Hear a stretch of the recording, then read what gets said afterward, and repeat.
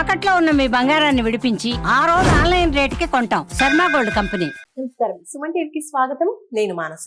ఈ రోజు మనతో పాటు ఉన్నారు ప్రముఖ ఆధ్యాత్మికవేత్త టీకేవి రాఘవన్ గారు. వారితో మాట్లాడదాం. గురుగారు నమస్కారం అండి. నమస్కారం. భాద్రపద పౌర్ణమి సెప్టెంబర్ 7న చంద్రగ్రహణం అంటున్నారు. మరి ఈ గ్రహణం రోజు ఎలాంటి నియమాలు పాటించాలి, ఎలాంటి జాగ్రత్తలు తీసుకోవాలో తెలియచేయండి. తప్పకుండా మంచి ప్రశ్న వేశారమ్మా.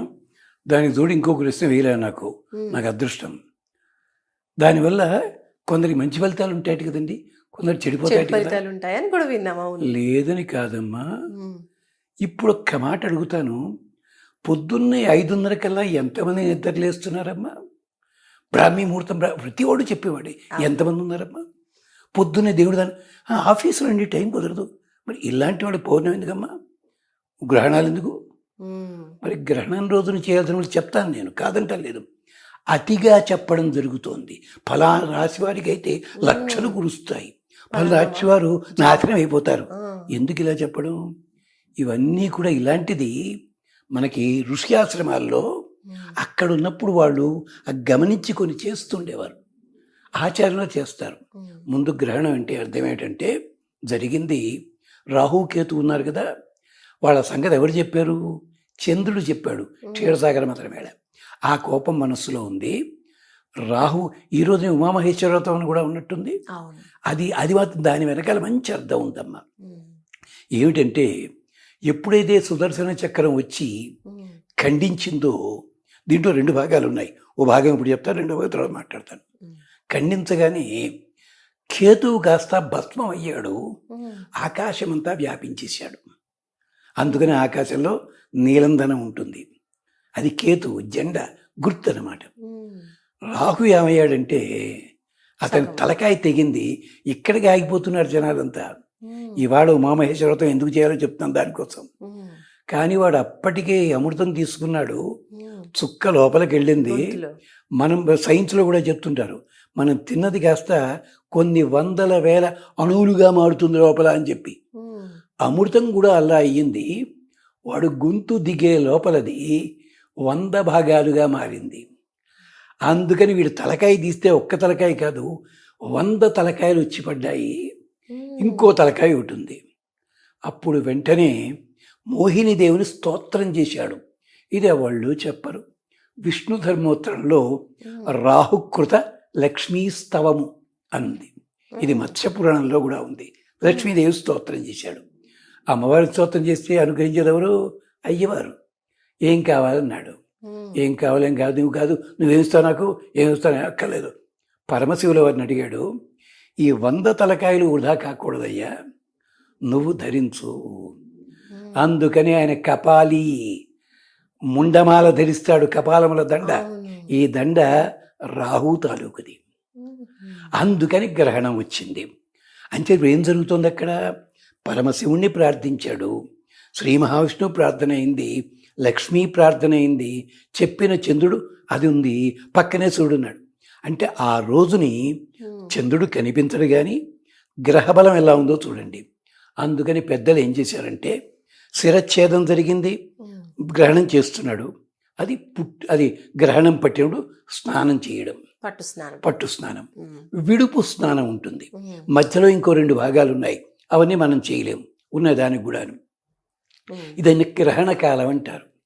అప్పుడు బ్రహ్మగారు నిర్దేశించారు, ఎవరైతే ఈ సమయం లోపల ఇష్టదైవాన్ని కానీ, ఉపదేశించిన మంత్రాన్ని కానీ, లేదా శాస్త్ర పద్ధతిలో ఉన్నదాన్ని కానీ ఈ గ్రహణ కాలంలో పఠించినట్టయితే ఉత్తరోజుల్లో పఠించిన దానికంటే కూడా 10 రెట్ల ఫలితం లభిస్తుంది. ఇది దాదాపుగా 7-8 పురాణాల్లో ఉంది. పండితులు ఎవరు పాపం దాని జోలికి వెళ్ళాల. అది అందుకని ఏం చెప్పారు, గ్రహణ స్నానం మొదలైన తర్వాత కూర్చుని దీపం వెలిగించండి, నైవేద్యాలు అక్కర్లేదు, పెట్టకండి. పెట్టుకుని ఆ మంత్ర జపం చేసుకోండి, లేదా స్తోత్ర జపం చేసుకోండి. ఇది తంత్రశాస్త్రంలో అయితే కాడిగా పసండి వేరే పద్ధతి ఉంటుంది. ఇప్పుడు చెప్పండి నేను, వద్దది అంచేత అలా. అప్పుడు ఏమవుతుందంటే, దీనివల్ల ఈ బలం వల్ల ఏం జరుగుతుంది, చంద్రుడు కనిపించకపోయినా కానీ చంద్రుడికి ఆ రోజు గుర్తొస్తుంది కదా పాపం, ఆ భయం పోతుందన్నమాట. అందుకని వెనకటి రోజులు చూడండి పొలిటిక దగ్గర కూర్చొని కథలు చెప్తుండేవారు, తమాషా కథలు. ఎందుకని ఆ చంటి బిడ్డకి భయం రాకూడదు, అందుకని ఉత్తి కథలు కాదు అవి, దానికి అది పొలిటిక కథలు అంటుండేవారు కూర్చుని. ఇలా అలాగ చంద్రుడికి బలం కలుగుతుంది, సూర్యగ్రహణం కూడా వస్తుంది కదా, అందుకని ఆయనకు కూడా వాళ్ళిద్దరిని ఆరాధించినట్టు. అలాగే ఈ రోజుని కపాలిగా మారాడు స్వామి, ముండమాలాధారి అయ్యాడు.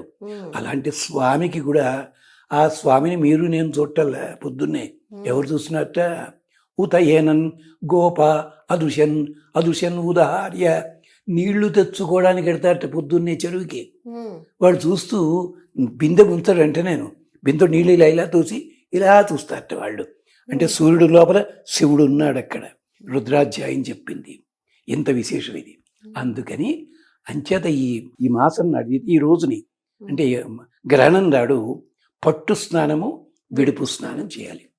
కానీ మనకి మన వాళ్ళు పట్టు విడుపు రోజుల్లో ఆఫీసులోనే కూర్చుంటే రాత్రిపూట, పొద్దున్న 9ంటికి పట్టుంది, రాత్రి 1 గంటకి విడుపు స్నానం ఉంది. మరి ఇళ్లలో ఉన్నవాళ్ళు చేయగలరా? ఇది చెయ్యలేరు. అంచేత కనీసం 9 గంటలకైనా స్నానం చేయండి. తెల్లారిన తర్వాత విడుపు స్నానం చేసి అంచేత అప్పుడు చక్కగా అన్నం వండుకొని ఇవన్నీ చేసుకుని చెయ్యండి. 9 to 1 గంట మాత్రము దయచేసి ఏమీ తినకండి. మనకి ఆ టైంకే పబ్బులు ఇవన్నీ బిజీగా ఉంటాయి. ఇది ఇంకొక ఉదాహరణ, గ్రహణం నాడు మేము పనిగట్టు తింటాం, ఏమవుతుంది అన్నారు కొంతమంది. కాదు, ఒకప్పుడు జరిగింది ఇది. ఇది ఎప్పుడు 82లో ట్యాంక్ బండ్ మీద కూర్చుని చేశారు. పాపం ఒక పెద్ద ఆయన ఉండేవారు, ఆయన MSc మ్యాథ్స్ చేశారు, పెద్ద లాయరు, సంపూర్ణమైన ఆరోగ్యం కలిగిన వాడు. అదయ్యి ఇంటికి వచ్చాడు, ఎందుకని వాడికి తెలియదు. ఇలాంటి ఒక 8 కేసులు అయ్యాయి ఆంధ్రప్రదేశ్ మొత్తంలోనూ. ఆయన ఎవరంటే పాపం ఆయన తాతగారు చాలా ప్రసిద్ధి కలిగిన ఆచారవంతులు, ఒకప్పుడు గ్రంథాలన్నిటికీ కూడా మూలకర్త ఆయన. ఎందుకు చెప్తానంటే, వద్దన్నది మానేయండి రా బాబు, చేసి తీరాలన్నవి ఎలాగే చేయటం లేదు. వద్దని ఎందుకు చేయాలి? నో ఎంట్రీ అన్నాడు, స్పీడ్ని దాంట్లో ఎక్కువ పెంచుకోడు, పడితే అక్కడ వెళ్ళకు. అంచేత విడుపు ఏం చేయాలి మన వాళ్ళు? పట్టు స్నానం చేయండి, లేదు కుదరలేదు పసుపు నీళ్ళు పెట్టుకోండి, అక్కడ నెత్తి మీద చల్లుకోండి, పొద్దున్న లేవగానే స్నానం చేయండి. ఈ మధ్యలో ఏం తినకండి దయచేసి. ఈ మధ్యలో ఓపిక ఉంటే జాగారం చేస్తూ ఆ స్తోత్రాలు చదువుకోండి, క్షేమం కలుగుతుంది. మీ మీద కక్ష కొద్దీ ఎవరో వేదాల్లో చెప్పలేవన్నీ కూడా మీ ఆరోగ్యానికి. ధన్యవాదాలు గురుగారు, నమస్కారం. చూసారు కదండి, సెప్టెంబర్ 7th గ్రహణం వస్తుంది కాబట్టి చంద్రగ్రహణం. ఆ రోజున ఖచ్చితంగా పాటించాల్సిన నియమాలు ఏంటి అంటే, ప్రతి ఒక్కరు కూడా పట్టు స్నానం విడుపు స్నానం సాధ్యమైతే కనుక తప్పకుండా పాటించాలి. అలాగే స్తోత్ర పారాయణం కూడా చేసుకుంటే చాలా మంచి ఫలితం ఉంటుంది అని గురుగారు మనకి తెలియజేస్తున్నారు. చూస్తూనే ఉండండి సుమన్ టీవీ. నమస్కారం.